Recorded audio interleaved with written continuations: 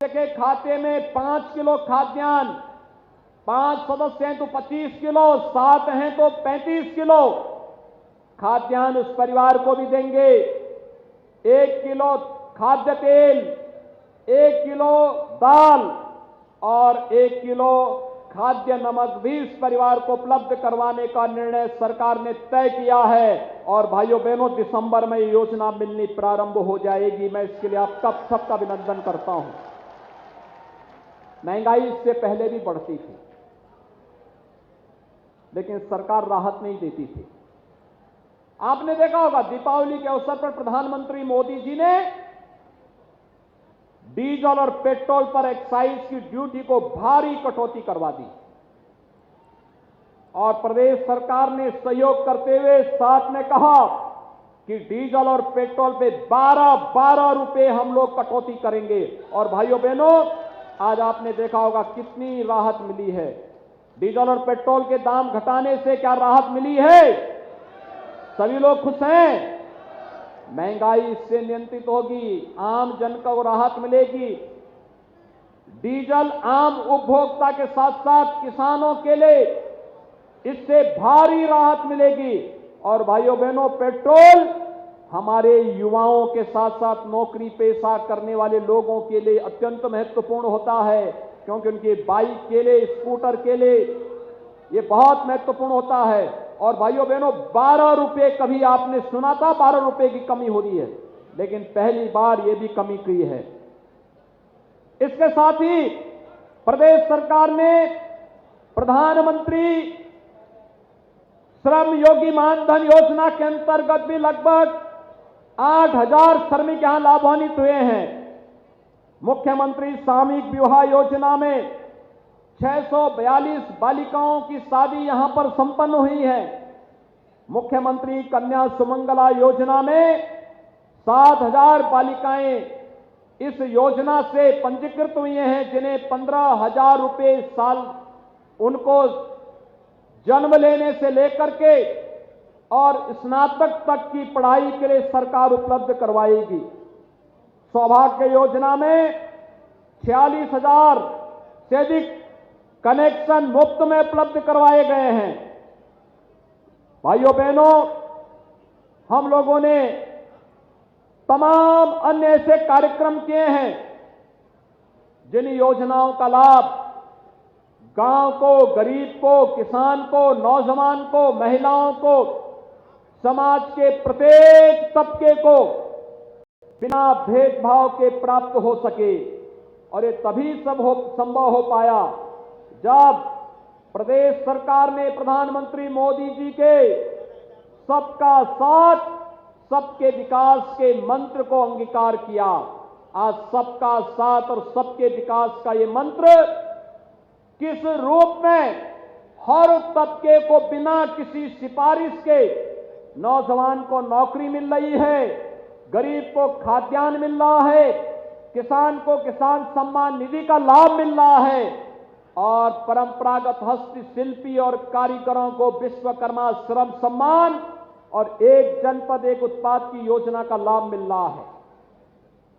मैं आपको धन्यवाद दूंगा कि कोरोना कालखंड में आपने केंद्र और प्रदेश सरकार की गाइडलाइन का पालन किया।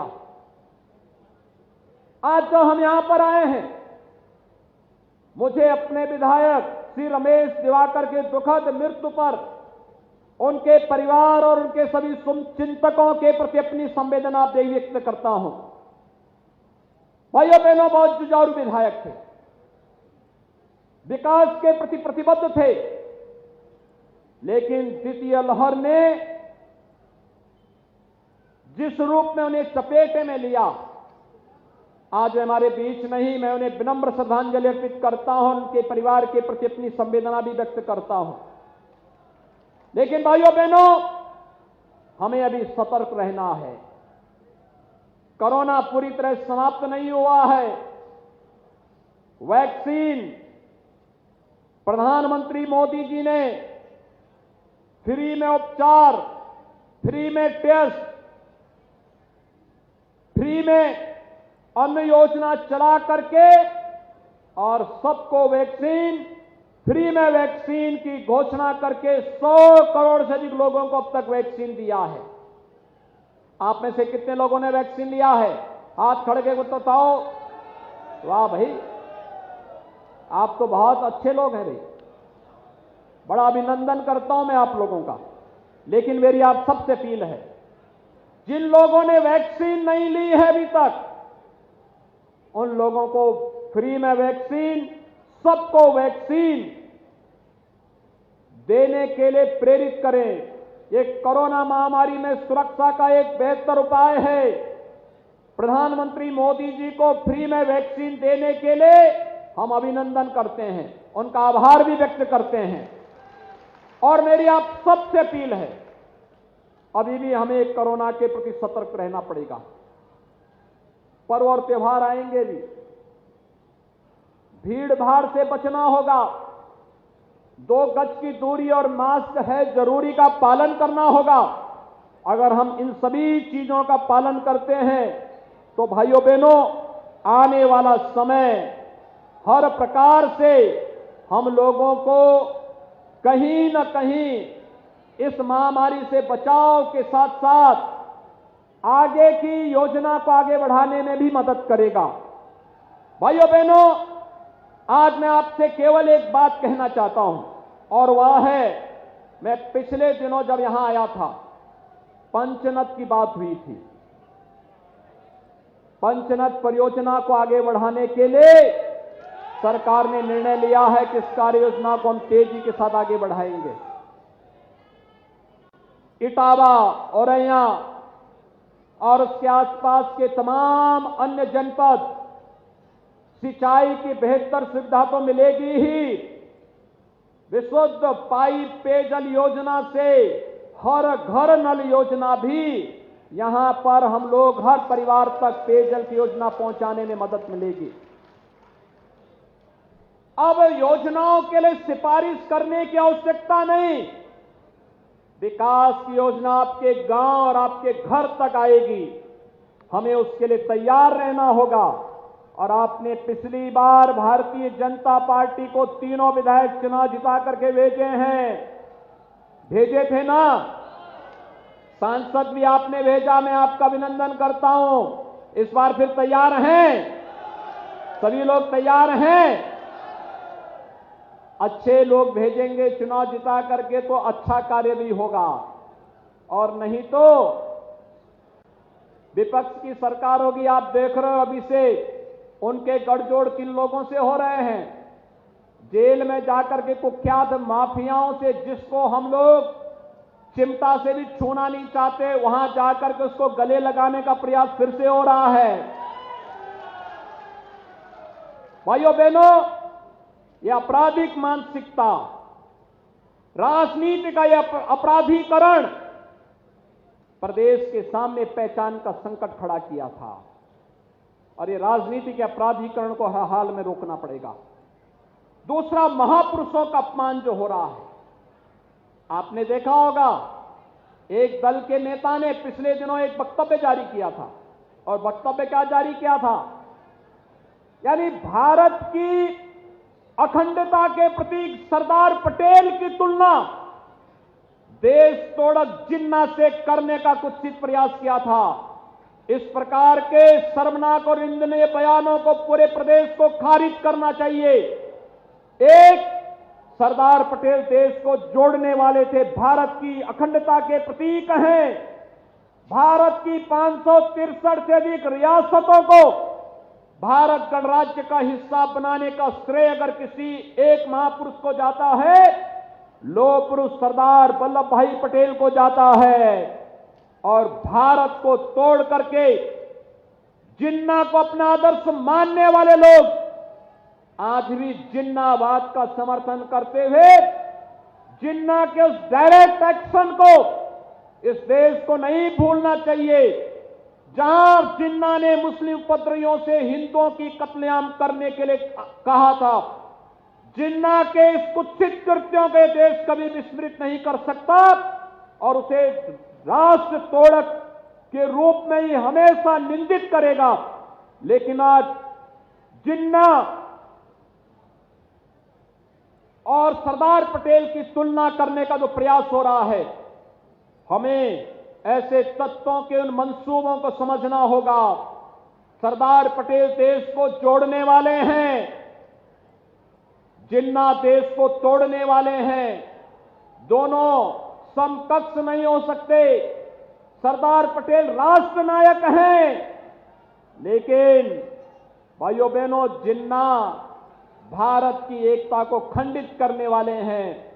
जो लोग ये तुलना करने का प्रयास कर रहे हैं, हमें उनके प्रति सतर्क रहना होगा। एक बार फिर से आप सबको मैं ढेर सारी योजनाओं के लिए, विकास की इन परियोजनाओं के लिए हृदय से बधाई देता हूं, अपनी शुभकामनाएं देता हूं। भैया दूज पर आप सभी बहनों का अभिनंदन भी करता हूं, और आप इतने भारी संख्या में यहां पर उपस्थित हुए हैं, इसके लिए हृदय से धन्यवाद और अभिनंदन करते हुए अपनी बात को यहीं। नमस्कार, आप सभी का हमारे चैनल में स्वागत है। गरीबों के लिए सरकार ने एक बार पुनः दरियादिली दिखाई है। सरकार भी चुनाव जीतने के लिए सारे हथकंडे अपना रही है। गरीबों को दिया जाने वाला राशन जो कोरोना काल में फ्री दिया जाता था, अब भी फ्री दिया जाएगा, परंतु अब रीजन अलग है, चुनाव का कारण है। जनता को लुभाने के लिए राशन में सिर्फ गेहूं व चावल दिया जाता था, परंतु अब ऐसा नहीं है। अब राशन में गेहूं व चावल के साथ साथ 1 किलोग्राम अरहर की दाल, 1 किलोग्राम चीनी, सरसों का तेल के साथ साथ 1 पैकेट नमक भी दिया जाएगा। अब बाकी रह गया मसाला, जो आपको मार्केट से खरीदना पड़ेगा। लगे हाथ सरकार मसाला भी दे देती तो कुछ और राहत मिल जाता। सरकार तो इतना सामान गरीबों की झोली में डाल रही है, क्या इसका लाभ गरीब परिवारों को मिल पाएगा? इसमें भी भ्रष्टाचार का खेल होगा। जैसा कि सभी को पता है कि कोटेदार राशन बांटते समय किसी भी लाभार्थी को पूरा राशन नहीं देते। प्रति यूनिट के हिसाब से 1 किलोग्राम से लेकर के 2 किलोग्राम कम देते हैं, और उसमें भी तौलते समय मात्रा भी कम तौलते हैं। बहुत कम ही कोटेदार ऐसे होंगे जो पूरा राशन गरीबों को देते होंगे और यूनिट के अकॉर्डिंग। अब दाल, चीनी और तेल, नमक भी आ गया है तो कोटेदारों की और चांदी होगी। भ्रष्टाचार के बारे में आप सभी को पता है, गरीबों को इसका पूरा लाभ नहीं मिल पाता है। इसका पूरा लाभ तो अन्य लोग ही उठाते हैं।